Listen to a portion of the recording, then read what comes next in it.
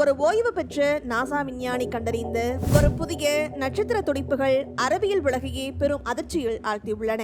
பல ஆண்டுகளாக விஞ்ஞானிகள் பூமியில் உள்ள ரேடியோ தொலைநோக்கிகளை பயன்படுத்தி பல நட்சத்திர மண்டலங்களிலிருந்து வரும் ரேடியோ அலைகள் அல்லது ஒளி சிக்னல்களை கண்காணித்து வருகின்றார்கள். இந்த நிலையில் நாசாவின் ஓய்வு பெற்ற விஞ்ஞானி ரிச்சர்ட் ஸ்டான்டன் ஒரு புதிய நட்சத்திர துடிப்பை கண்டுபிடித்துள்ளார். மே 14, 2023 அன்று ரிச்சர்ட் ஸ்டான்டன் ஒரு குறிப்பிட்ட நட்சத்திரத்திலிருந்து வரும் விசித்திரமான சிக்னல்களை பதிவு செய்தார்.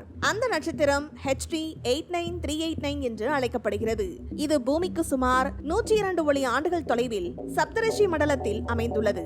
மேலும் ஸ்டான்டன் இந்த நட்சத்திரத்தின் ஒளியில் 2 விரைவான மற்றும் ஒரே மாதிரியான துடிப்புகளை கண்டறிந்தார். மேலும் இந்த துடிப்புகள் நட்சத்திரத்தின் ஒளியை ஒரு நொடியின் ஒரு பகுதியிலேயே மங்கலாக்கி மீண்டும் பிரகாசமாக்கின.